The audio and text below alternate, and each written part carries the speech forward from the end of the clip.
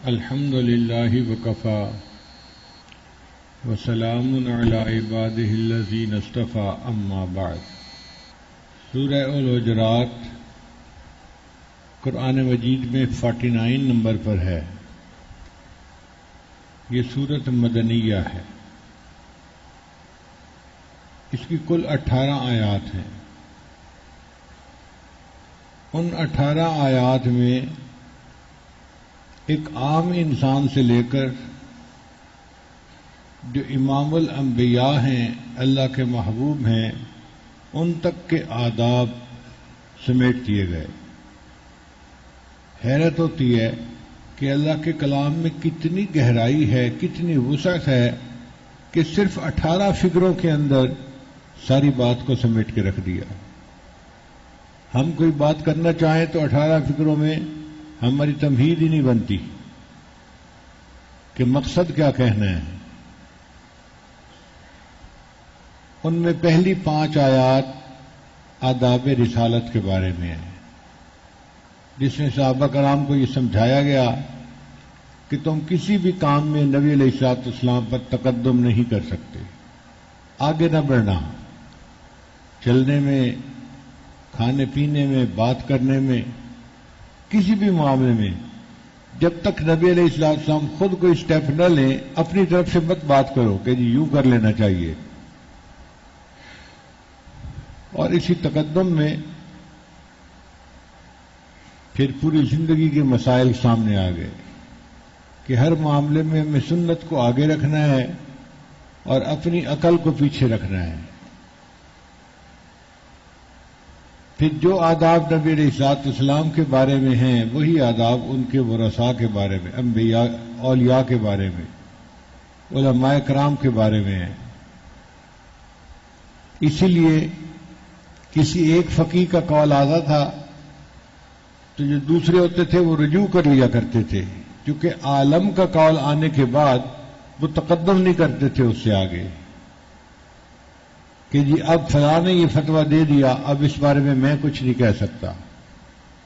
اور عوام الناس کے لیے بھی یہی سبق ہے کہ جب بھی کسی عالم سے بات کرنے کا موقع ملے اور وہ آگے سے کوئی بات کر دے تو بحث نہیں کر سکتے، اپنے عقل اپنے پاس سمیٹ کے رکھو۔ اللہ نے علم کی ایک شان بنائی ہے اور وہ یہ ہے کہ جب انہوں نے کوئی بات کہہ دی تو اب اس کو تسلیم کرو۔ 3 الفاظ سے یہ آداب نبوی ہمیں سمجھ میں آتے ہیں۔ ایک لا تقدموا، دوسرا لا ترفعوا، اور تیسرا لا تجہروا،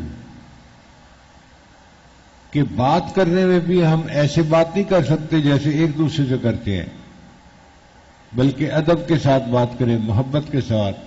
اس لیے صحابہ کرام نبی اسلام کو پکارتے تھے، یا نبی اللہ، یا رسول اللہ، فداک امی و ابی، اے اللہ کے رسول میرے ماں باپ آپ پہ قربان۔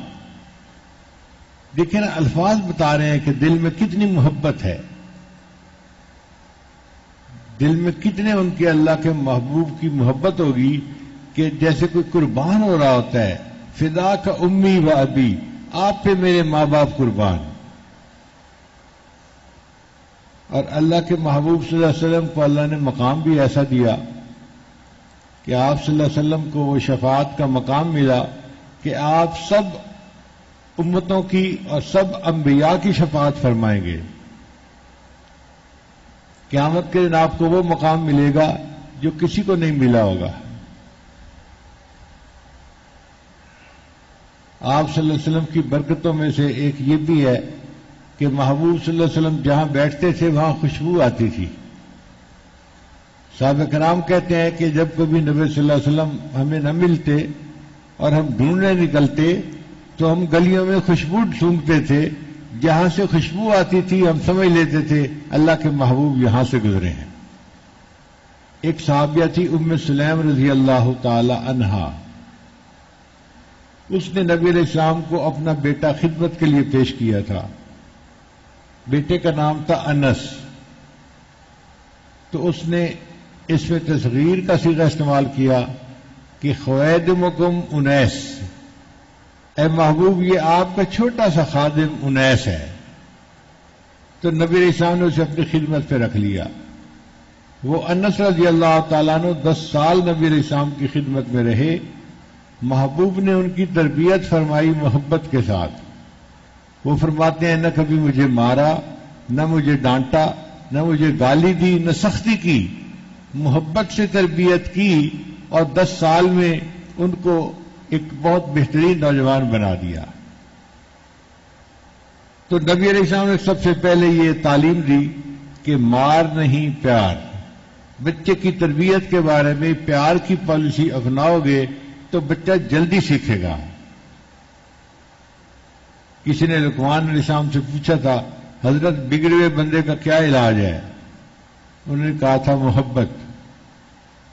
اس نے کہا کہ حضرت اگر زیادہ بگڑا ہوا ہو، کہنے لگے زیادہ محبت. اس بگڑے ہوئے بندے کو زیادہ محبت دو گے تو اللہ اس کو بھی سنوار دیں گے. انس رضی اللہ عنہ کہتے ہیں کہ ایک مرتبہ نبی السلام میری خدمت میں بہت خوش ہوئے اور میرے سینے پہ ہاتھ رکھ کے دعا دی اللہ اس کے علم میں، اس کے مال میں، اس کے رزق میں برکت عطا فرما، اولاد میں برکت عطا فرما. فرماتے ہیں اللہ نے ایسی برکتیں دی کہ میرے پاس سونے کی اینٹیں ہوتی تھیں اور میں لکڑی کاٹنے والے کلہاڑے سے ان اینٹوں کو توڑا کرتا تھا. اب آپ بتائیں کتنا سونا ہوگا بھائی جس کی اینٹیں ہوتی ہیں. چند تولے سونا ہو تو بندہ خوشی سے ٹھکانا نہیں کہ جی اتنا سونا ہے، زیور ہے میرے پاس. ان کے پاس سونے کی اینٹیں ہوتی تھیں اور اس کو لکڑی کاٹنے والے کلہاڑے سے توڑا جاتا تھا. پھر فرماتے ہیں کہ مجھے اللہ نے اتنی اولاد دی کہ 120 میرے بچے، پوتے پوتیاں، نواسے نواسیاں میری آنکھوں کے سامنے زندہ تھے. ہمارا گھر الحمدللہ 8 بچے ہیں ہمارے چھوٹے، اور 8 بچوں کے ساتھ پورا گھر بھرا ہوا نظر آتا ہے. کئی مرتبہ بیٹھے ہوتے ہیں اور وہ 8 بچے کھیل رہے ہوتے ہیں نا، کیا شور ہنگامہ ہوتا ہے اور ایسے لگتا ہے کہ جیسے واقعی پورا گھر جو ہے نا وہ بھرا ہوا ہے.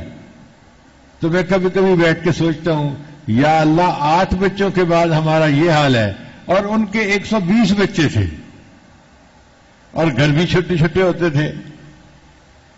اللہ نے اولاد میں برکت عطا فرما لی اور فرماتے ہیں کہ برکتیں ایسی تھیں کہ سب لوگوں کے باغ سال میں 1 مرتبہ پھل دیا کرتے تھے اور میرا باغ سال میں 2 مرتبہ پھل دیا کرتا تھا.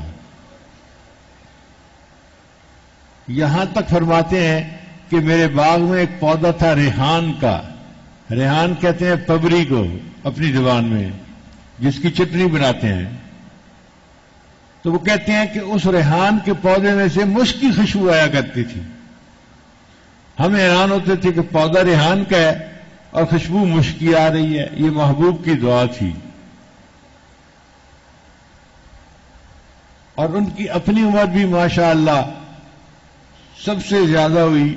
سب صحابہ میں سے سب سے آخر میں وفات پانے والوں میں سے وہ بھی شامل ہیں. برکتوں کی انتہا تھی. ایک مرتبہ ان کے گھر میں کوئی مہمان آیا. کھانا کھانے کے بعد انس رضی اللہ عنہ نے فرمایا اپنی باندی کو کہ ان کے ہاتھ دھلاؤ. اس نے ہاتھ دھلائے تو تولیہ جو تھا نا وہ بہت میلا کچیلا تھا. تو انس رضی اللہ عنہ بہت غصے ہوئے کہ تجھے سمجھ نہیں ہے، عقل نہیں ہے. وہ تولیہ وہ کپڑا لاتی جو صاف ستھرا ہوتا، مہمان کو اتنا گندا کپڑا تم لا کے دے رہی ہو. تو وہ باندھی کہنے لگی جی 1 منٹ میں ابھی آتی ہوں. 1 منٹ جیسے بات کرتے ہیں نا جی، 1 منٹ میں آتی ہوں.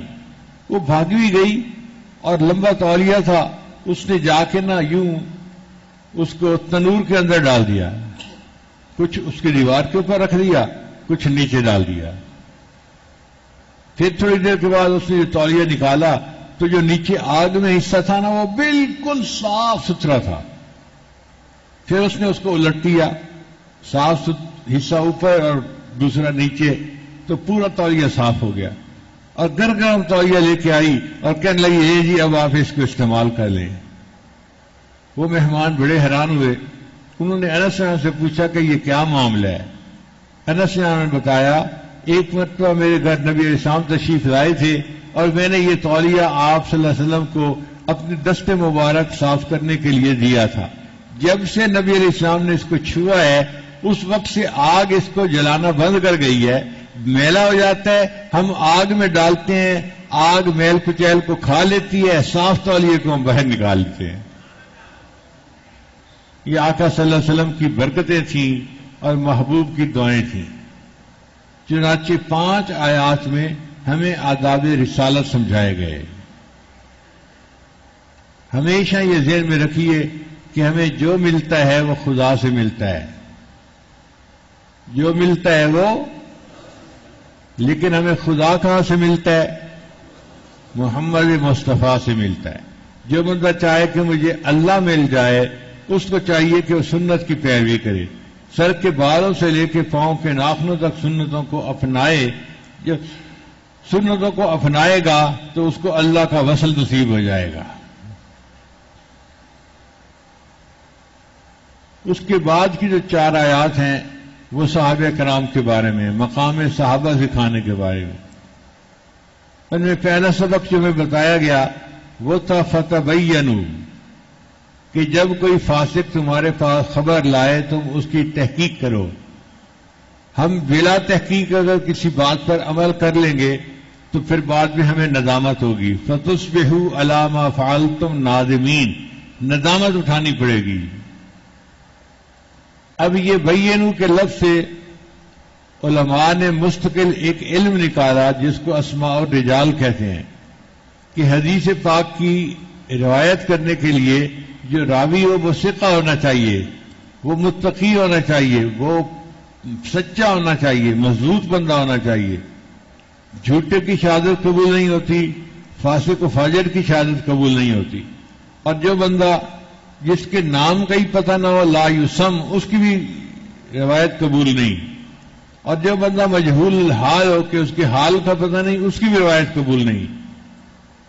مگر مجہول الحال کے بارے میں علماء کے 2 حصے ہو گئے۔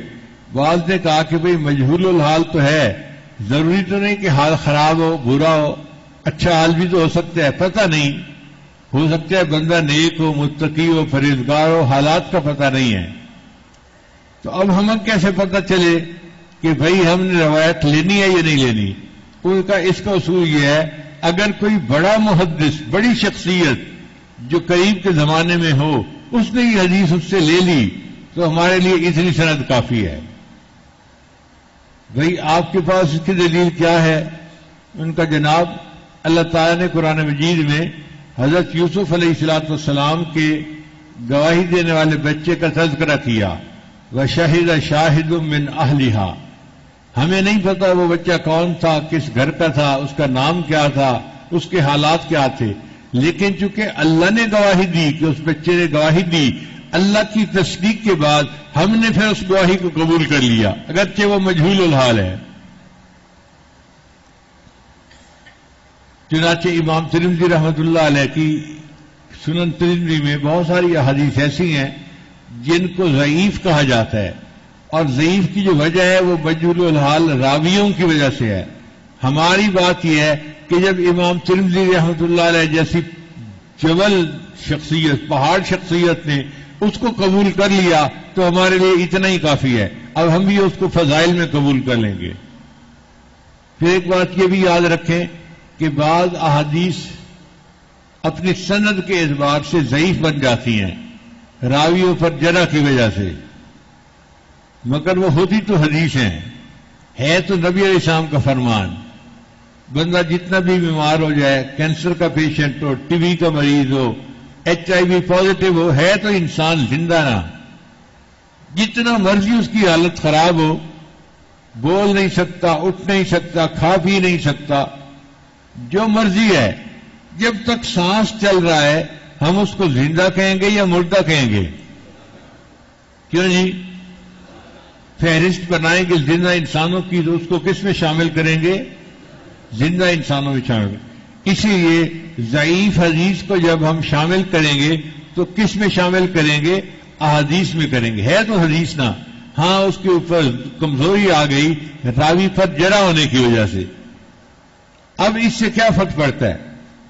ہم یہ کہتے ہیں کہ اگر ضعف آ گیا تو اس میں سے مسائل جو ہے نا وہ نہیں ہم استنباط کریں گے، فرائض اور واجبات کی سند اس سے نہیں لیں گے، لیکن فضائل کے باب میں تو یہ حدیث ٹھیک ہے نا، کوئی اتنی فضیلت اس میں اگر کوئی ضعیف حدیث بھی آ گئی ہے تو کیا فرق پڑتا ہے؟ فضائل ہی بتا رہے ہیں نا. اسی لیے تبغیل نصاب کے اندر بہت ساری ضعیف احادیث موجود ہیں، ہم خود تسلیم کرتے ہیں، مگر اس میں الرجک ہونے کی کیا ضرورت ہے؟ ضعیف حدیث کے لفظ سے یوں کہنا کہ جیسے پتہ نہیں کیا اس کتاب کے اندر داخل کر دیا، یہ بے وقوفی ہے. چنانچہ بعض غیر مقلدین حضرات جو ہیں وہ اس کو بہانہ بنا کے اس کتاب کو ریجیکٹ کر دیتے ہیں. ان بیچاروں کو یا تو ضعیف حدیث اور موضوع حدیث کے درمیان فرق کا پتہ ہی نہیں. موضوع حدیث کہتے ہیں کہ جس حدیث کو کسی نے گھڑ لیا ہو، محبوب کا کلام نہیں ہے، کسی بندے نے اپنی طرف سے کوئی بات گھڑ کے اس کو روایت کر دیا، وہ تو حدیث ہی نہیں ہے. تو موضوع حدیث نہیں ہوتی، اس کو حدیث میں شامل نہیں کر سکتے، وہ تو خارجی چیز ہے. لیکن ضعیف حدیث تو حدیث ہے، اس لیے ضعیف حدیث کے نام پہ الرجک ہونے کی ضرورت نہیں. فضائل کے باب میں اس کو نقل کر سکتے ہیں اور نقل کرنے کی ضرورت پیش آتی ہے. یہ ایک فتبینوا کے لفظ کی آگے تفصیلات ہیں. پھر دوسرا لفظ جو تھا وہ تھا فاصلحوا، کہ اگر دو آدمیوں میں یا دو جماعتوں کے درمیان نزاع ہو جائے تو تم ان کی صلح کرواؤ، اس لیے کہ بھائی بھائی کا رشتہ موجود ہے. ایک تو یہ کلمہ پڑھنے کی وجہ سے آپس میں بھائی ہیں، انما المؤمنون اخوۃ فاصلحوا بین اخویکم. اب ان بھائیوں کے درمیان صلح کروا دو. اگر ایک دوسرے کے اوپر چڑھ جائے اور قتال شروع کر دے تو شریعت نے کہا کہ تم دیکھو کہ ان میں سے حق پر کون ہے، اب اس کے ساتھ مل کر تم دوسرے کے ساتھ جنگ کرو. اور جب وہ بات کو مان لے، جب تم اس کو شکست دے دو، پکڑ لو، مضبوطی سے تھام لو، اب اس کو کہو کہ بھائی اب تم صلح کرو اور یہ ہے تمہارا معاملہ. مگر یہ صلح کروانے میں سارا بوجھ ایک طرف نہ ڈال دینا، دوسری طرف کا بھی خیال رکھنا، وہ بھی تمہارے بھائی ہیں. اقسطوا. تو تین لفظوں نے صحابہ کے مقام کی اہمیت سمجھا دی، اور جتنے آپس کے جھگڑے تھے، باتیں تھیں، ان سب کا جو ہے ہمیں اللہ نے جواب عطا فرما دیا. صحابہ کرام کی عظمت کو سمجھنے کے لیے اتنا ہی کافی ہے کہ شاگرد اپنے استاد کی عظمت کی دلیل ہوتا ہے. اگر نبی علیہ السلام کی عظمت کو پہچاننا ہو تو کہاں سے پہچانیں گے؟ محبوب کے شاگردوں سے پہچانیں گے. پوری کائنات میں نبی علیہ السلام کے شاگردوں جیسی کوئی جماعت دنیا میں نہیں. اللہ نے اپنے محبوب کو ایسی جماعت دی کہ جو بے مثال جماعت تھی. نہ ان سے پہلے ایسے لوگ گزرے، نہ ان کے بعد ایسے کوئی لوگ گزرے. یہ محبوب صلی اللہ علیہ وسلم کی عظمت تھی. اللہ کی شان دیکھیے کہ تین باتیں بڑی عجیب ہیں. ایک تو نبی علیہ السلام کے شاگرد جیسے تھے، کائنات میں ایسے شاگرد کسی اور استاد کے نظر نہیں آتے، پکی بات ہے. اور دوسری بات، امام اعظم ابو حنیفہ رحمۃ اللہ علیہ، ان کے بھی شاگرد تھے جو تقریباً 140 تھے. جیسے شاگرد ان کے تھے، ایسے شاگرد پوری امت میں کسی اور استاد کے نظر نہیں آتے.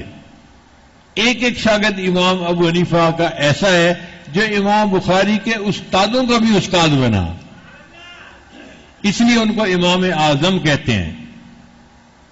عبداللہ ابن مبارک رحمۃ اللہ علیہ امام اعظم کے شاگرد ہیں، مگر ان کا حدیث میں اتنا اونچا مقام کہ ان کو امیر المؤمنین فی الحدیث کہا گیا.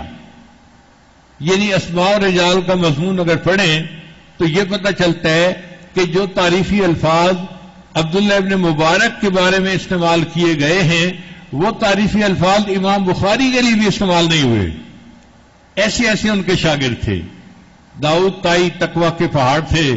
امام محمد رحمت اللہ علیہ یہ زباندانی کے ماہر تھے. اللہ رب العزت نے بڑی ان کو عظمت عطا فرمائی تھی. اور پھر اگر قریب کے زمانے میں آئیں، ایک اور بزرگ گزرے ہیں، وہ ہیں حضرت شیخ الہند رحمۃ اللہ علیہ. جیسے حضرت شیخ الہند رحمۃ اللہ علیہ کی جماعت گزری ہے دنیا میں، پھر اس کے بعد کوئی ایسی جماعت نہیں گزری. ان کے شاگرد کون تھے؟ حضرت مولانا خلیل الرحمان رحمۃ اللہ سہارنپوری رحمۃ اللہ علیہ، خلیل احمد سہارنپوری رحمۃ اللہ علیہ، حضرت مولانا الیاس رحمۃ اللہ علیہ، حضرت مولانا حسین احمد مدنی رحمۃ اللہ علیہ، حضرت مولانا انور شاہ کشمیری رحمۃ اللہ علیہ، علامہ شبیر احمد عثمانی رحمۃ اللہ علیہ. آپ دیکھیں ان جیسے شاگردوں کی جماعت کہیں اور نظر نہیں آتی. اللہ تعالیٰ نے اپنے محبوب کو یہ انفرادیت عطا فرمائی، پھر اس کے بعد امام حنیفہ رحمۃ اللہ کو عطا فرمائی، اور پھر اس کے بعد حضرت شیخ الہند رحمۃ اللہ علیہ کو عطا فرمائی. تو شاگردوں کی عظمت استاد کی عظمت کی دلیل ہوتی ہے. اگر کوئی نبی علیہ السلام کے صحابہ پہ اعتراض کرے گا تو حقیقت میں وہ نبی علیہ السلام پر اعتراض کر رہا ہوگا جس محبوب نے ان کی تربیت فرمائی ہے. اس لیے نبی علیہ السلام نے فرمایا من احبہم فبحبی احبہم، جو ان سے محبت کرے گا وہ میری محبت کی وجہ سے ان سے محبت کرے گا. ومن ابغضہم، اور جو ان سے بغض رکھے گا فببغضی ابغضہم، وہ میرے بغض کی وجہ سے ان سے بغض رکھے گا.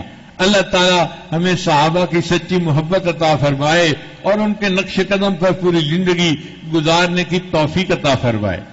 نبی علیہ السلام نے فرمایا قرب قیامت میں ایک وقت آئے گا سب لوگ گمراہ ہو جائیں گے سوائے ایک فرقے کے، وہ بالکل ٹھیک ہوگا. صحابی نے پوچھا اے اللہ کے نبی صاحب وہ کون؟ فرمایا ما انا علیہ واصحابی، جس طریقے پر میں ہوں اور میرے صحابہ ہیں جو ان پر چلنے والے ہوں گے وہ سیدھے راستے پر چلنے والے ہوں گے، وہ ناجیہ فرقے ہوں گے، جہنم سے نجات پا کر جنت میں جانے والے ہوں گے. اب ما انا علیہ واصحابی اس کا معنی ہے کہ سنت پر عمل کرنے والے اور صحابہ کی جماعت کی نقش قدم پر چلنے والے.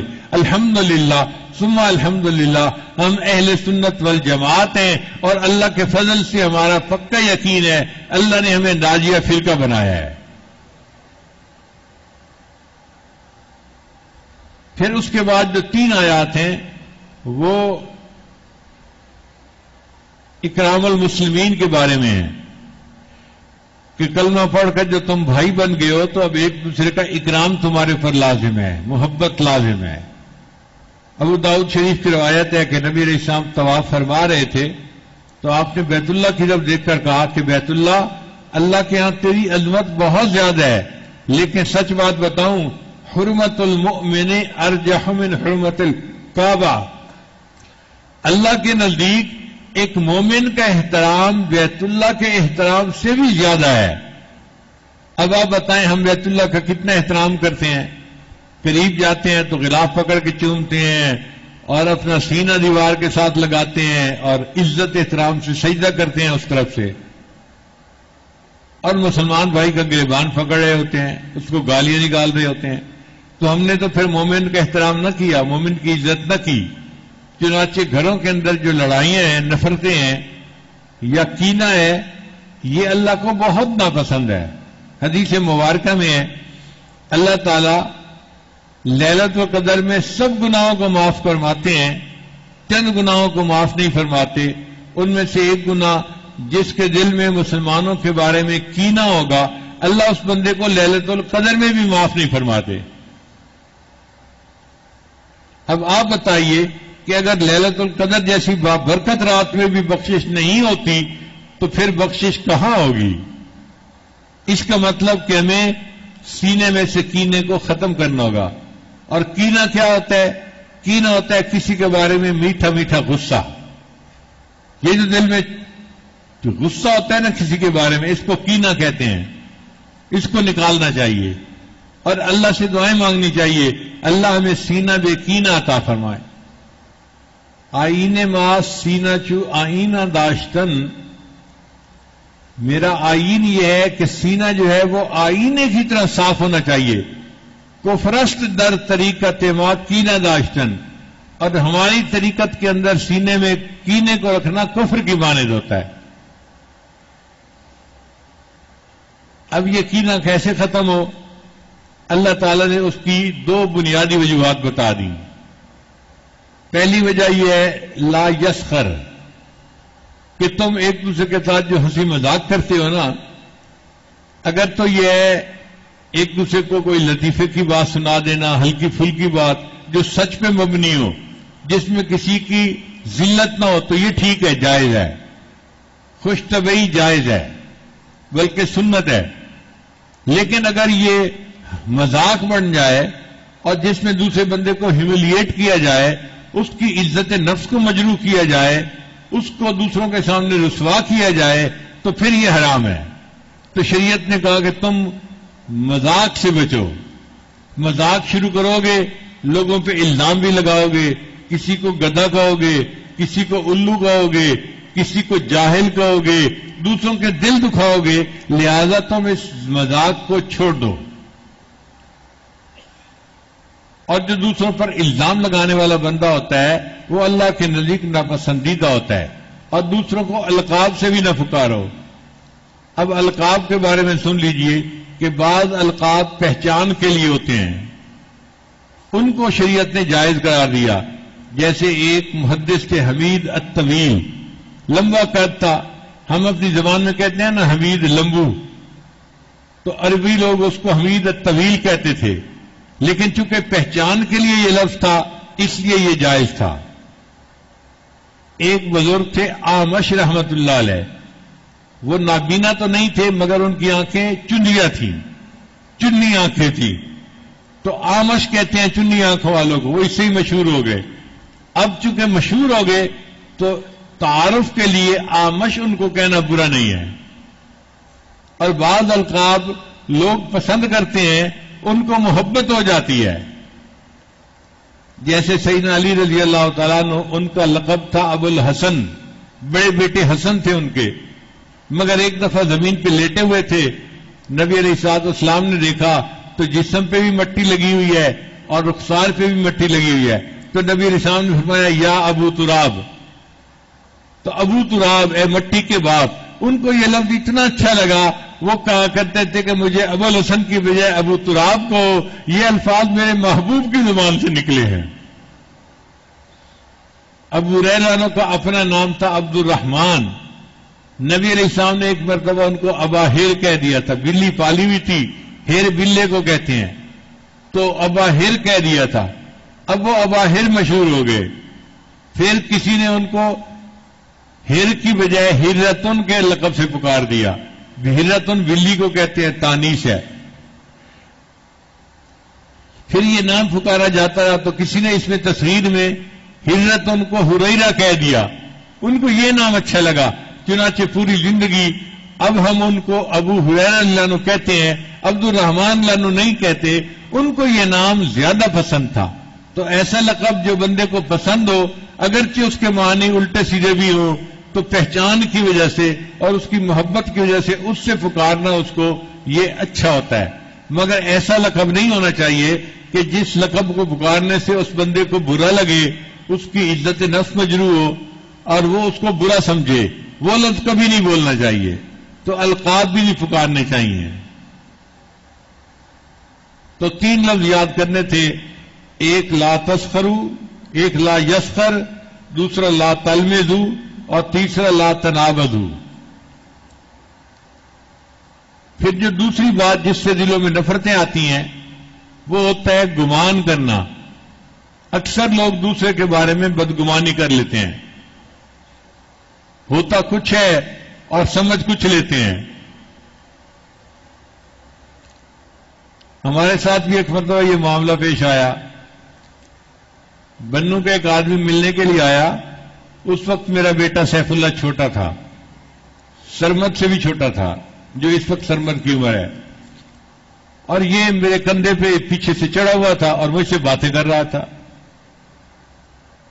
خیر وہ ملنے والا بندہ آ گیا تو میں نے اس کو اشارہ کیا کہ بھئی تم اب آرام سے بیٹھ جاؤ. تو یہ آرام سے پیچھے بیٹھ گیا. اب اس آدمی کو سوچ میں بات آئی کہ یہ لڑکا سا کون سا ہے، بچہ سا ہمارے حضرت کے ساتھ اتنی محبت کا اظہار کر رہا ہے. تو اس نے سیف اللہ سے پوچھا تم کون ہو؟ جی میں حضرت کا خادم ہوں. اس کی عادت ہے، یہ بچپن سے یہی کہتا ہے، تعارف کسی کو بیٹے کے نہ ہی کرواتا، جی میں حضرت کا خادم ہوں. اب اس نے تعارف کروا دیا جی میں حضرت کا خادم ہوں. وہ پریشان ہو گیا. حضرت نے اپنی خدمت کے لیے چھوٹے چھوٹے بچے رکھے ہوئے ہیں اور وہ حضرت کے ساتھ جو ہے اس طرح کندھے پہ چڑھا ہوا تھا اور کھیل رہا تھا. اب اس کے دل میں بدگمانی آ گئی. لو جی وہ مل کے گیا اور پھر غائب ہی ہو گیا. کئی سال اس سے ملاقات نہیں ہوئی. کئی سال کے بعد آیا اور آ کے کہنے لگا جی کہ مجھے معاف کر دیں، مجھ سے غلطی ہو گئی. میں نے کہا کہ مجھے تو نہیں پتا کیا غلطی ہوئی. کہنے لگے جی جس بچے کو آپ نے خلافت دی ہے یہ سیف اللہ آپ کا بیٹا ہے؟ میں نے کہا الحمدللہ ہاں یہ میرا بیٹا ہے. کہنے لگے کہ میں جب آیا تھا یہ چھوٹا بچہ تھا، یہ آپ کے کندھوں پہ کھیل رہا تھا. میں نے پوچھا کون ہو؟ اس نے کہا میں خادم ہوں. میرے دل میں بدگمانی آ گئی کہ حضرت بریش بچوں کو اپنے پاس رکھتے ہیں. اب آپ بتائیے شیطان نے اس کو کس لائن پہ چڑھا دیا؟ تو یہ جو ظن ہوتا ہے یہ اکثر ان بعد الظن اسم، یہ گناہ ہوتے ہیں. شریعت کہتی ہے نہیں، تم خوش ظنی رکھو مومنوں کے ساتھ بھی اور اپنے اللہ کے ساتھ بھی.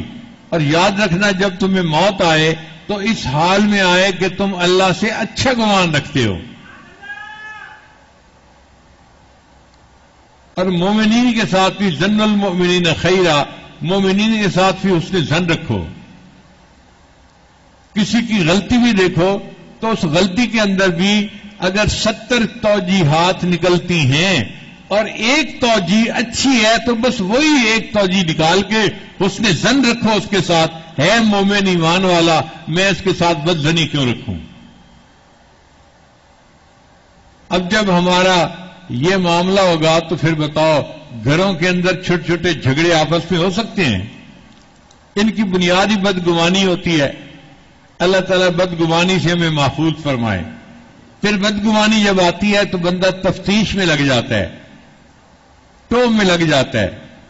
چنانچہ اس کے فون کی باتیں سننا، اس کے فون کے میسج چیک کرنا، اس کے حالات زندگی پہ نظر رکھنا، ساتھ رہ کے اس کی CID کرنا، یہ بھی کوئی زندگی ہے؟ منافقت کی انتہا یہاں تک ہوتی ہے کہ گھر کا فرد ہے اور گھر والوں کی CID بیٹھا کر رہا ہے. اس منافقت کی زندگی سے اللہ ہمیں محفوظ فرمائے. پھر جب ٹو میں لگ جاتا ہے تو پھر انسان بد زبانی بھی کرتا ہے، باتیں بھی کرتا ہے لوگوں کے سامنے. اس کو بیک بائٹنگ کہتے ہیں، غیبت کہتے ہیں. اللہ نے فرمایا کہ جو دوسروں کی غیبت کرتا ہے ایسا ہی ہے جیسے کہ مردار بھائی کا گوشت کھا رہا ہے. حدیث مبارکہ میں ایک مرتبہ ایک بیمار جانور پڑا ہوا تھا، اتنی بدبو تھی اس کے قریب سے گزرا نہیں جاتا تھا. جب گزرنے لگے تو نبی صاحب نے ایک صحابی سے پوچھا کیا تم پسند کرتے ہو کہ اس مردار کا گوشت تم کھاؤ؟ اے اللہ کے نبی وسلم، اس کی تو بو اتنی ہے کہ قریب سے گزرا نہیں جاتا، ہم اس کا گوشت کیسے کھا سکتے ہیں؟ فرمایا جو مسلمان بھائی کی غیبت کرتا ہے وہ بندہ مردار کا گوشت کھانے والے کی مانند ہوتا ہے. ایک مرتبہ مدینہ میں بہت بدبو آئی، لوگ پریشان ہو گئے کہ اتنی بدبو. تو نبی علیہ السلام نے فرمایا منافقین نے مسلمانوں کی غیبت کی ہے اور اس غیبت کی وجہ سے یہ بری ہوا اللہ نے ہمیں سنگھا دی ہے. دو حضرات نے حضرت سلمان فارسی رضی اللہ عنہ کی غیبت کی تھی، اور سلمان فارسی رضی اللہ عنہ وہ صحابی ہے جو ایرانی اور نسل تھے. ان کے والد مجوسی تھے. ان کی کہانی بھی سن لیجئے. سلمان فارسی رضی اللہ عنہ کی کہانی ان کی اپنے زبانی.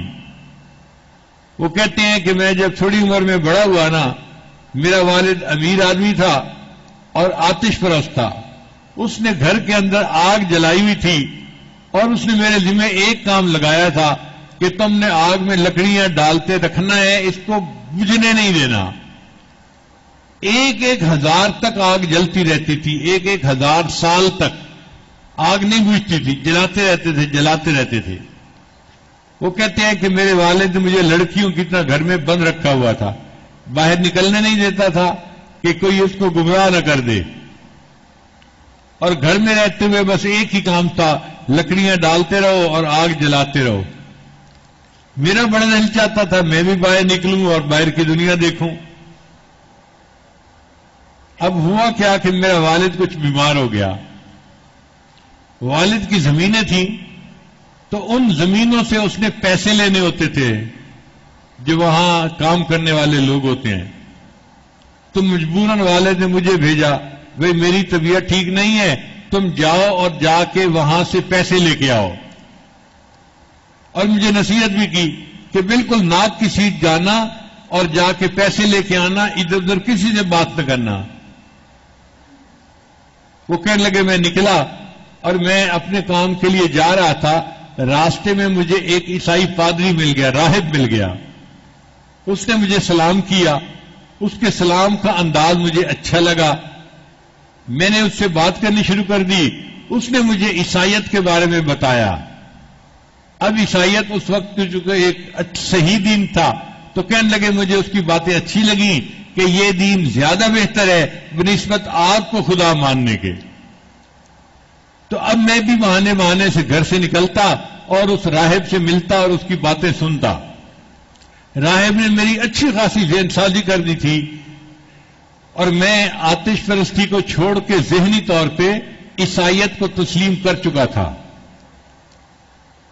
اب ایک دن مجھے ابو نے کہا بیٹا تم جاتے ہو تو بڑی دیر لگا کے آتے ہو، مجھے تم پہ شک پڑنے لگ گیا ہے، اب میں تمہیں باہر نہیں بھیجوں گا۔ تو میں سمجھ گیا کہ اب یہ چانس بھی ختم ہونے لگا۔ میں نے راہب کو بتایا، اس نے کہا بات سنو، میں بتاتا ہوں کہ شام میں بڑے بڑے راہب ہیں، میں تمہیں کسی قافلے کے ساتھ ادھر بھیج دیتا ہوں، تم گھر چھوڑ کے چلے جاؤ اگر اپنا دین بچانا ہے، ورنہ باپ تمہیں آتش پرستی سے ہٹنے نہیں دے گا۔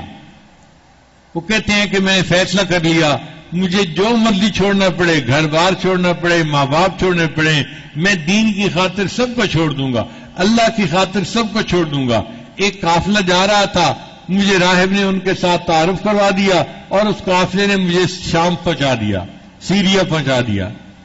وہاں ایک راہب کے پاس میں گیا جو میرا استاد بنا، مگر وہ بوڑھا تھا، چند مہینوں کے بعد یا چند سالوں کے بعد وہ فوت ہونے لگا۔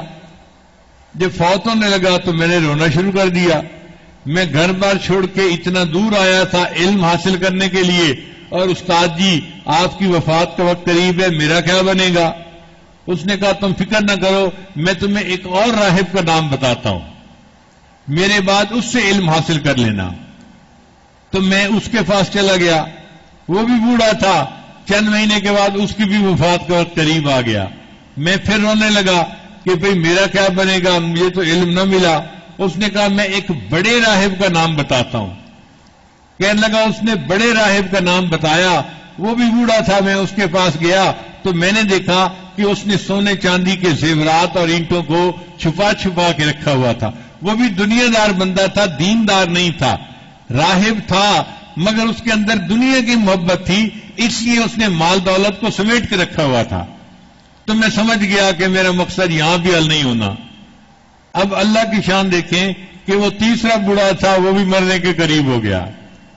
کہنے لگے اب تو دل میرا بڑا دکھی، میں بڑا رویا کہ میرا کیا بنے گا، نہ یہاں کے رہے نہ وہاں کے رہے، نہ خدائی ملا نہ وصال صنم، میں گھر بھی چھوڑ کے آ گیا اور مجھے خدا بھی نہ ملا، تو میرا کیا بنے گا؟ تو اس بوڑھے نے مجھے روتے ہوئے دیکھا، بلا کے پوچھا سلمان کیوں رو رہے ہو؟ میں نے کہا میں تو علم حاصل کرنے آیا تھا اور آپ پھر مرنے کے قریب ہیں، میرا کیا بنے گا؟ اس نے کہا دیکھ میں تیرا مسئلہ ہمیشہ کے لیے حل کر دیتا ہوں، تمہیں اب کسی راہب کے پاس جانے کی ضرورت نہیں، بلکہ ایک بستی ہے جس کا نام یثرب ہوگا، اور جو آخری پیغمبر آئیں گے ان کا نام محمد ہوگا، والد کا نام عبداللہ ہوگا، وہ مکہ میں پیدا ہوں گے، پھر ہجرت کر کے اس یثرب بستی میں آئیں گے، اس کا نام مدینہ پڑ جائے گا، اس بستی میں کھجوریں ہیں اور اس کے چاروں طرف پہاڑ ہیں، وہ اللہ کے سچے نبی ہوں گے۔ اگر تم اس بستی کی طرف چلے جاؤ نا اور وہاں جا کے انتظار کرو اور تمہیں اس نبی علیہ السلام کی زیارت نصیب ہو جائے تو تمہیں ایمان بھی مل جائے گا، اللہ بھی مل جائے گا، تمہیں ہر نعمت مل جائے گی۔ میں بڑا خوش ہو گیا کہ چلو میرا مسئلہ حل ہو جائے گا۔ اس راہب نے مجھے ایک قافلے والوں کے ساتھ کر دیا۔ اب میں لڑکا بچہ سا تھا اور اکیلا تھا۔ قافلے والوں کی نیت خراب ہو گئی اور انہوں نے مجھے اپنا غلام کہنا شروع کر دیا، حالانکہ میں غلام تو نہیں تھا مگر میں بچہ تھا، مجبور تھا۔ انہوں نے کہا جی یہ ہمارا غلام ہے اور انہوں نے جا کے ہمیں آگے بیچ دیا۔ اب جس نے خریدا اس نے تو پیسے دے کے خریدا تھا، اس نے مار پیٹ کی، میرا یہ کام کرو، میرا وہ کام کرو، میں نے پیسے دے کے خریدا ہے، تم میرے غلام ہو۔ کہنے لگے میرے پاس اور کوئی ٹھکانہ نہیں تھا، میں اس کو غلام بن کے زندگی گزارنے لگ گیا۔ اس سے مجھے ایک یہودی نے خرید لیا جس کا کہ کھجوروں کا باغ تھا۔ اب میں کھجوروں کے باغ میں کام بھی کرتا تھا اور انتظار بھی کرتا تھا کب وقت آئے گا کہ وہ آخری پیغمبر اسلام آئیں گے۔ کہنے لگا ایک دن اس یہودی مالک کا دوست آیا اور اس کے ساتھ باتیں کر رہا تھا۔ اس نے کہا جاء الرسول، کہتے ہیں یہ لفظ میں نے سنا تو میں نے تو کھجور کے اوپر سے وہیں سے چھلانگ ہی لگا دی نیچے، اور میں بھاگا ہوا آیا اور میں نے آ کے اپنے مالک سے پوچھا کہ رسول سے کیا مراد ہے، کون آئے ہیں؟ اس نے ایک تھپڑ لگایا، اس نے کہا جا تو کھجوریں جو ہے نا وہ جا کے توڑ، تیرا کیا کام اس بات سے؟ کہنے لگا میں نے تھپڑ بھی کھایا اور آ کے پھر کام بھی کرنے لگ گیا۔ میں صبح سے لے کے شام تک کام کرتا تھا۔ اس نے کہا جو کام کا وقت ہے اس میں تم کوئی بات اور نہیں کر سکتے، کام کرو میرا، تم میرے غلام ہو۔ کہنے لگا جب چھٹی ہوئی اب میرا دل مچلنے لگا وہ کون رسول ہیں اور ان سے میری ملاقات کیسے ہو سکتی ہے۔ مجھے پتہ چلا کہ وہ قباء میں تشریف لائے ہوئے ہیں ہجرت کر کے، تو میں بھی قباء پہنچ گیا۔ کہتے ہیں جب میں نے چہرہ انور دیکھا میرے دل کو تسلی ہو گئی، مگر مجھے راہب نے 3 نشانیاں بتائی تھیں۔ پہلی نشانی کہ وہ صدقے کی کھجوریں استعمال نہیں فرمائیں گے۔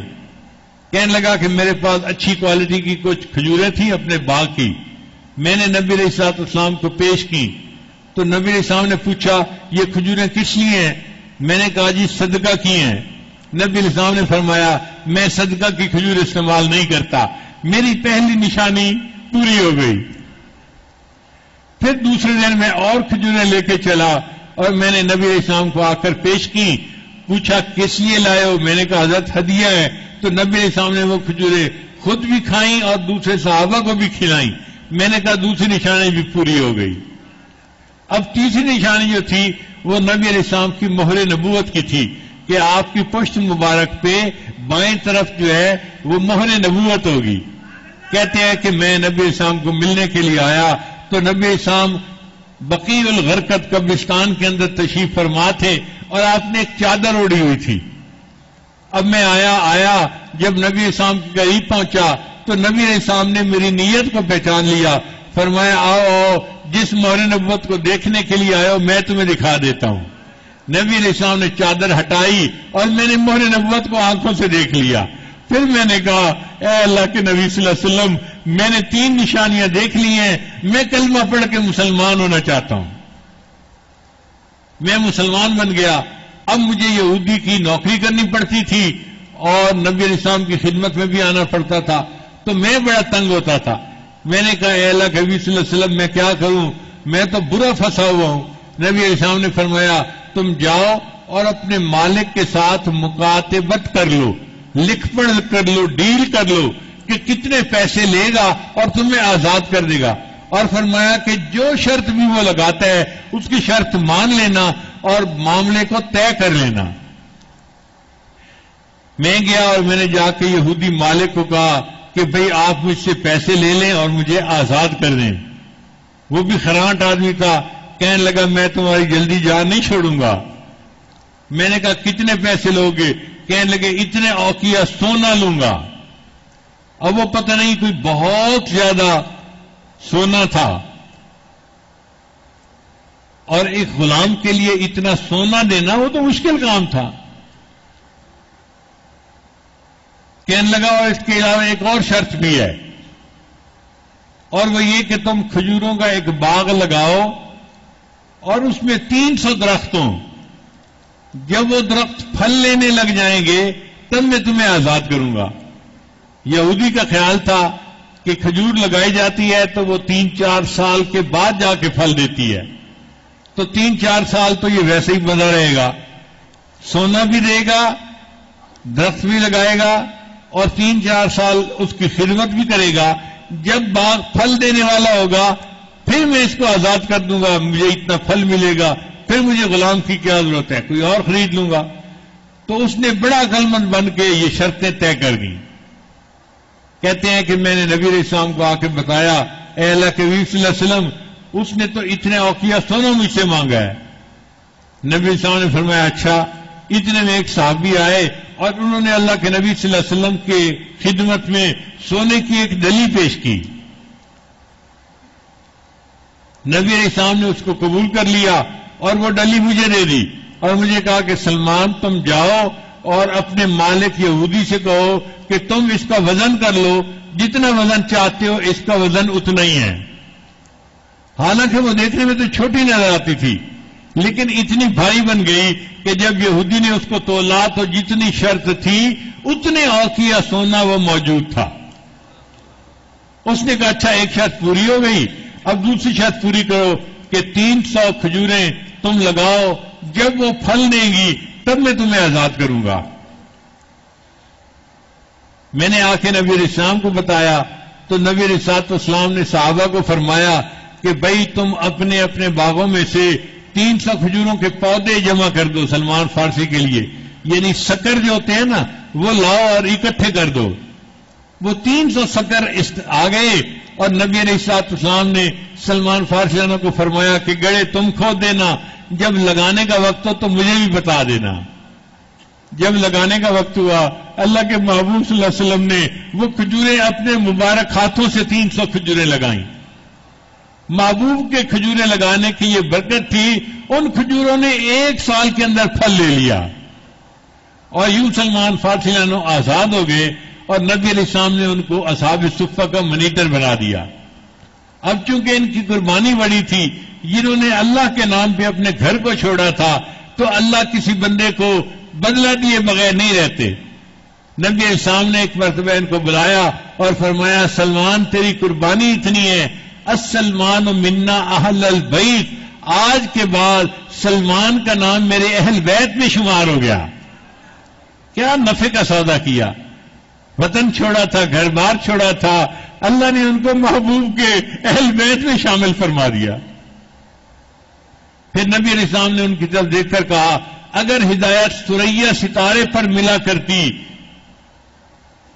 تو سلمان کے دیش میں ایسے بھی لوگ تھے جو ہدایت حاصل کرنے کے لیے ثریا پہ بھی چلے جاتے. علماء کرام نے کہا ہے کہ اس سے مراد امام اعظم ابو حنیفہ رحمۃ اللہ علیہ ہیں، وہ بھی فارسیوں نسل تھے اور واقعی اللہ نے بھی ان کو ایسا علم عطا فرمایا تھا. تو دیکھیں اللہ نے پھر سلمان فارسی کو کیا نعمت عطا فرمائی. وہ عشاء کے بعد نبی علیہ السلام کے ساتھ بیٹھ کے اللہ کی معرفت کی باتیں کرتے تھے، گھنٹہ گھنٹہ 2 گھنٹہ بیٹھے رہتے تھے، حتیٰ کہ امہات المومنین ان سے دل کے اندر بوجھ محسوس کرتی تھی. یہ کون اس وقت مہمان آ گیا، یہ ٹائم تو بیویوں کا ہوتا ہے اور یہ خدا کا بندہ ہمارا ٹائم بھی نبی علیہ السلام کو مصروف رکھتا ہے. اپنی زبان میں عورتیں جیسے بات کرتی ہیں نا سمجھنے کے لیے، تو اپنی زبان میں سمجھانے کے لیے کہہ رہا ہوں کہ عورت کہتی تھی پتہ نہیں یہ نبی علیہ السلام کو کہاں سے سہیلی مل گئی ہے، ہر وقت کے پاس بیٹھا رہتا ہے اور ہمارا ٹائم بھی یہ لے جاتا ہے. نبی علیہ السلام ان سے معرفت کی ایسی باتیں کرتے تھے اور وہ بھی خوب اللہ کا ذکر کرتے تھے. اور چونکہ اللہ کا ذکر کرتے تھے، مراقبہ تھا، آنکھیں بند رکھتے تھے، دوسرے لوگ سمجھتے تھے یہ سویا ہوا ہے، کبھی بیٹھے ہوئے سو رہے ہوتے تھے، کبھی لیٹے ہوئے سو رہے ہوتے تھے. اسی لیے ان کے جو 2 ساتھی تھے انہوں نے ان کی غیبت کی تھی کہ سلمان کو تو بس سوئے رہنے کی فکر لگی رہتی ہے اور یہ چاہتا ہے کہ میرا خیمہ دوسرے لوگ لگائیں اور میرے سارے کام دوسرے لوگ کریں، جس کی وجہ سے ان کو بھوک لگی اور نبی علیہ السلام نے ان کو کلی کرنے کے لیے کہا تو ان کی دانتوں میں سے گوشت کے ٹکڑے نکلے ہوئے تھے. وہ غیبت کوئی اور نہیں تھی، یہی تھی.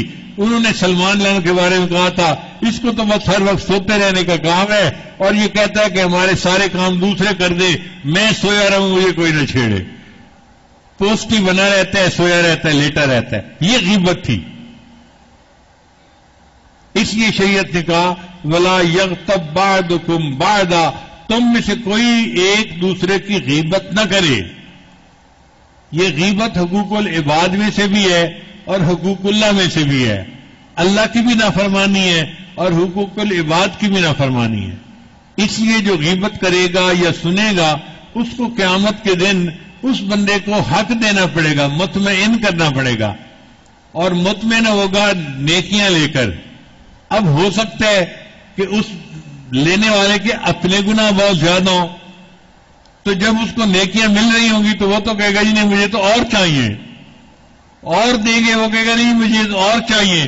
وہ اپنے گناہوں کو دیکھ رہا ہوگا کہ اتنا میرے سر پہ بوجھ ہے، اس سے نیکیاں زیادہ ہونی ہیں، اب مجھے لینے کا موقع مل گیا، میں کیوں ہاں کروں کہ میں مطمئن ہوں. حتیٰ کہ اس کی ساری نیکیاں اس کو دے دی جائیں گی اور پھر بھی وہ مطمئن نہیں ہوگا اور کہے گا جی میرا مطالبہ ہے، مجھے تو میرا حق نہیں ملا، مجھے تو اور نیکیاں چاہیے. پھر فرشتے کہیں گے اچھا اور نیکیاں تو تجھے مل نہیں سکتی، ہم یہ کرتے ہیں تیرے گناہ لے کر اس غیبت کرنے والے بندے کے سر پہ رکھ دیے جاتے ہیں. چنانچہ اس کے گناہ اٹھا کے اس غیبت کرنے والے کے سر پہ رکھ دیے جائیں گے. آیا تھا نیکیوں کے پہاڑ لے کر اور قیامت کے دن گناہوں کے پہاڑ اس کے سر پر لد گئے اور اس کی نیکیاں سب دوسروں میں تقسیم ہو گئی. یہ ہے بندہ جو قیامت کے دن کا فقیر اور حسرت کے قابل بندہ ہے. اللہ تعالیٰ ہمیں غیبت کے گناہ سے محفوظ فرمائے. یہاں تک اکرام المسلمین کا تذکرہ تھا. اگر ہم غیبت سے بچیں اور تمسخر سے بچیں تو ہمارے گھر آپس میں الفت و محبت کا گلشن بن جائیں گے اور جنت کا نمونہ بن جائیں گے. پھر اس کے بعد ایک آیت ہے جس میں احترام انسانیت سکھایا گیا. یا ایھا الناس انا خلقناکم من ذکر و انثی، اے انسانوں ہم نے تمہیں ایک مرد اور ایک عورت سے پیدا کیا. سب انسانوں کا ایک باپ ہے اور ایک ماں ہے. اس کا مطلب بحیثیت انسان سب انسان آپس میں بھائی بھائی ہیں. مذہب الگ ہونا، دین الگ ہونا یہ الگ چیز ہے. بحیثیت انسان سب بھائی بھائی ہیں. لہذا اس وجہ سے بھی ہمیں انسان ہونے کا احترام کرنا چاہیے. شریعت نے حکم دیا قولوا للناس حسنا، تم دوسروں سے بات کرو تو ایسے اچھے الفاظ کا چناؤ کرو کہ دوسرے بندے کے دل میں تمہاری محبت آ جائے. تم اگر دوسرے سے بات کرو ولا تصعر خدک للناس، انسانوں کے ساتھ بات کرتے ہوئے چہرے پہ تیوری مت چڑھاؤ، خوش مسکراتے چہرے سے بات کرو. اب جب شریعت ہمیں کہہ رہی ہے کہ انسانوں کے ساتھ مسکراتے چہرے سے بات کرو اور اچھے الفاظ سے بات کرو، اس کا مطلب یہ کہ مسلمان کو کافروں سے بھی بات کرنے کا وقت پیش آئے تو مسلمان ذرا اچھے انداز سے بات کرتا ہے. اس لیے کہ اگر برے انداز سے بات کرے گا وہ مسلمان سے متنفر تو ہوں گے ہی صحیح، وہ اسلام سے بھی متنفر ہو جائیں گے. اور اگر یہ خوشگوار ہو کر بات کرے گا وہ صرف اس سے متاثر نہیں ہوں گے، وہ اسلام سے متاثر ہوں گے. ہو سکتا ہے کہ اسلام کو قبول ہی کر لیں. اللہ نے اسلام کے پھیلانے کا ایک طریقہ نکال دیا. پھر اس کے بعد آخری 5 آیات جو ہیں وہ ایمان اور اسلام کے بارے میں ہیں. ایمان کہتے ہیں اللہ کو ماننا اور اسلام کہتے ہیں اللہ کی ماننا. کل کے دن ہم نے ایمان کے بارے میں ساری تفصیلات پڑھی تھیں کہ ایمان ہے اللہ کا یقین دل میں ہونا، اللہ کو اس کی ذات اور صفات کے ساتھ تسلیم کرنا، اللہ کی ذات اور صفات کے ساتھ بندے کے دل میں اترا ہوا کہ میرا ایک خدا ہے جو زندہ ہے، مجھے دیکھتا ہے، میری بات کو سنتا ہے اور مجھے اس کے سامنے قیامت کے دن پیش ہونا ہے. بت تو تین اندھے بہرے، وہ تو سنتے ہی نہیں، دیکھتے ہی نہیں. ہمارا خدا زندہ خدا ہے، ہم بھی زندہ ہیں اور زندوں کا خدا زندہ ہی ہوتا ہے.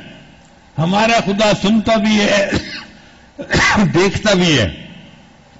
تو اللہ تعالی کا یہ دل کے اندر استحضار بٹھانا، اللہ دیکھتا ہے، اللہ سنتا ہے اور اللہ ہمارے ہر وقت ساتھ ہے. هو معکم اینما کنتم، وہ تمہارے ساتھ ہے تم جہاں کہیں بھی ہو. ہم گھر میں ہو، کمرے میں ہو، جنگل میں ہو، تنہائی میں ہو، اندھیرے میں ہو، ہم جہاں کہیں بھی ہو، ہم آسمانوں پہ چلے جائیں یا سمندر کی تہوں میں چلے جائیں، ہم جہاں بھی ہوں گے اللہ ہمارے ساتھ ہوگا. هو معکم اینما کنتم، وہ تمہارے ساتھ ہے تم جہاں کہیں بھی ہو. تو نبی علیہ الصلوۃ والسلام نے صحابہ کرام کے دلوں میں سب سے پہلے یہ نظریہ بٹھایا تھا کہ اللہ تمہیں دیکھتا بھی ہے، تمہاری بات سنتا بھی ہے اور اللہ ہر وقت تمہارے ساتھ ہے. یہ احساس اتنا تھا صحابہ کو، ہر وقت ان کو یہ احساس رہتا تھا اللہ ہمیں دیکھ رہا ہے، اللہ ہمیں دیکھ رہا ہے. چنانچہ عمر رضی اللہ عنہ جا رہے تھے صبح کے وقت، گلی میں سے ایک گھر میں بوڑھی عورت نے کسی نوجوان بچی کو کہا آج بکریوں نے دودھ دے دیا؟ اس نے کہا دے دیا. بیٹی کتنا دودھ دیا؟ اس نے کہا جی آج بکریوں نے تھوڑا دودھ دیا. تو بوڑھی عورت نے کہا کہ دودھ لینے والا آئے گا وہ تو پورا دودھ مانگے گا، تم ایسے کرو دودھ میں تھوڑا سا پانی ملا دو.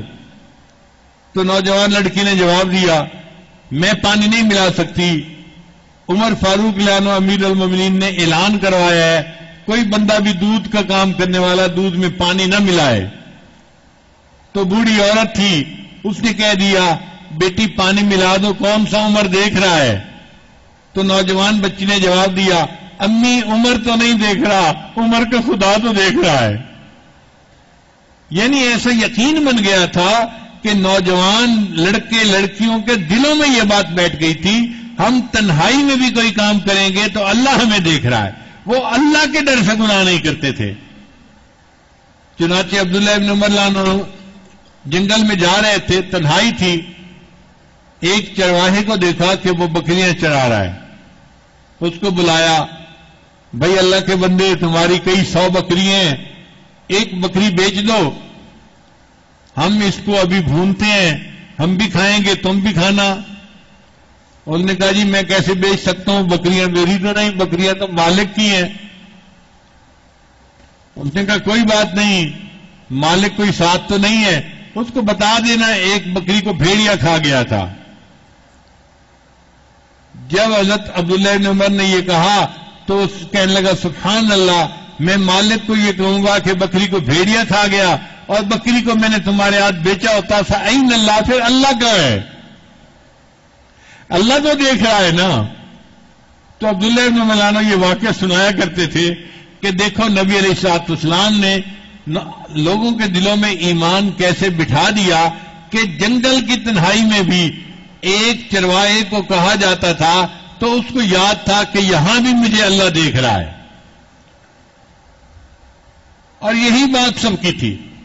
سیدنا صدیق اکبر فرماتے تھے مجھے اللہ سے اتنی حیا آتی تھی کہ میں جب بیت الخلاء جاتا تھا تو مجھے اپنی تہبند اٹھاتے ہوئے شرم آتی تھی کہ میرا ننگا بدن میرا اللہ تعالیٰ کہیں نہ دیکھ لے. تو میں کیا کرتا تھا کہ جب بالکل زمین کے قریب بیٹھنے لگتا تھا نا تب میں اپنی تہبند ہٹایا کرتا تھا کہ میرا جو ہے نا وہ جسم کا پوشیدہ حصہ کوئی دیکھ ہی نہ سکے. مجھے اللہ سے اتنی حیا ہوتی تھی. یہ ایک احساس تھا جو ہر ایک کے دل میں تھا، بڑا تھا، چھوٹا تھا، مرد تھا، عورت تھی، بچہ تھا اور بوڑھا تھا. اور اسی وجہ سے ان کے لیے گناہوں سے بچنا آسان ہو گیا تھا. کتابوں میں لکھا ہے ایک عورت رات کی تنہائی میں کہیں جا رہی تھی، ایک مرد کو پتہ چل گیا، وہ گیا اور اس نے جا کے اس عورت کا راستہ روکا اور کہا دیکھ اب تو ہے میں ہوں اور ستارے ہیں، تو ہے میں ہوں اور ستارے ہیں. تو عورت نے اسے کہا کہ اچھا پھر بتاؤ ستاروں کا بنانے والا کہاں ہے؟ این مکو کی بہا، ان ستاروں کو پیدا کرنے والا کہاں ہے؟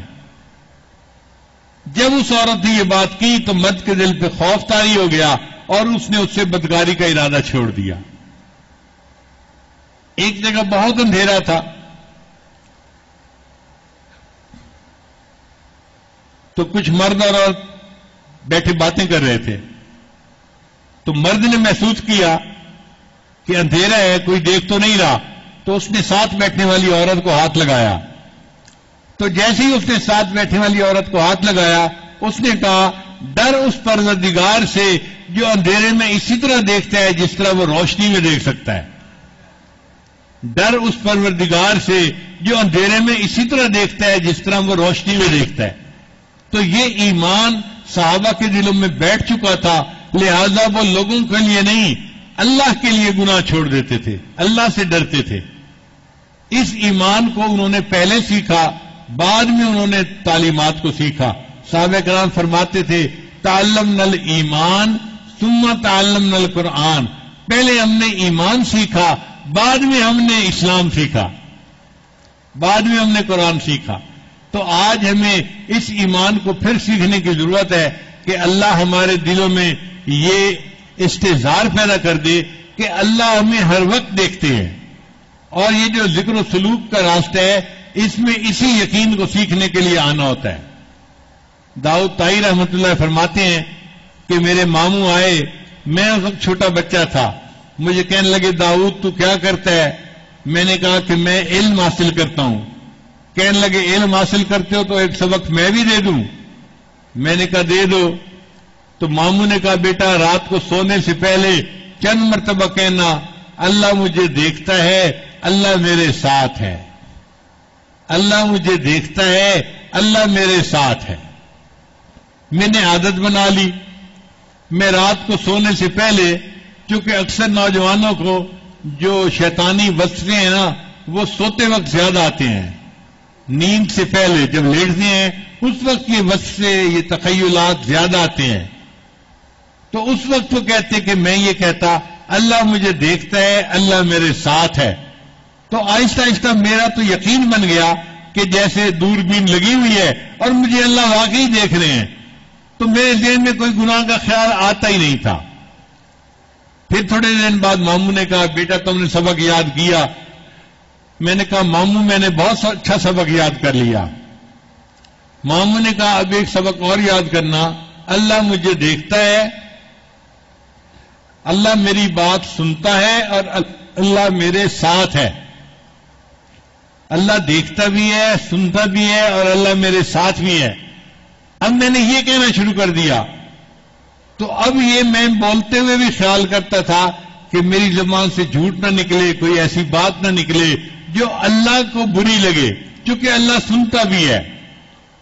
وہ کہتے ہیں کہ یہ ایسا یقین میرے دل میں بیٹھ گیا کہ اس کے بعد میری پوری زندگی تقوی کے اوپر گزری.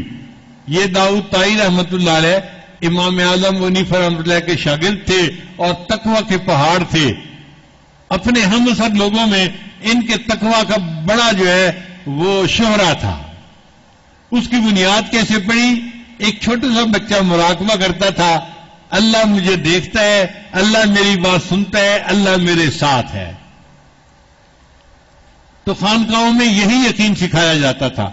چنانچہ سلسلہ چشتیہ کے اسباق میں سے ہے اللہ حاضری، اللہ ناظری، اللہ معی. اللہ حاضر ہے، اللہ ناظر ہے، اللہ میرے ساتھ ہے. اس کو مقصد اسی یقین کو بٹھانا، اسی استحضار کو دل میں پیدا کرنا. اور جب یہ استحضار دل میں پیدا ہو جاتا تھا تو مشائخ پھر ان کو اجازت خلافت دے دیا کرتے تھے. ملتان میں ایک بزرگ گزرے ہیں زکریا ملتانی رحمت اللہ علیہ. وہ جب اپنے شیخ کے پاس گئے تو انہیں چند دن میں خلافت مل گئی. تو شیخ کے پاس جو پرانے رہتے تھے لوگ خدمت والے وہ بڑے حیران، حضرت ہم بھی تو پڑے ہیں راہوں میں، ہم سالوں سے آپ کی خدمت کر رہے ہیں، آپ نے ہم پر تو نظر شفقت نہ فرمائی. یہ کل کا نوجوان آیا ہے اور چند دنوں میں اجازت خلافت دے کے بھیج دیا. تو حضرت نے دل میں سوچا کہ میں ان لوگوں کو ان کا جواب دوں گا چنانچہ ایک دو دن گزرے تو مہمان آ گئے.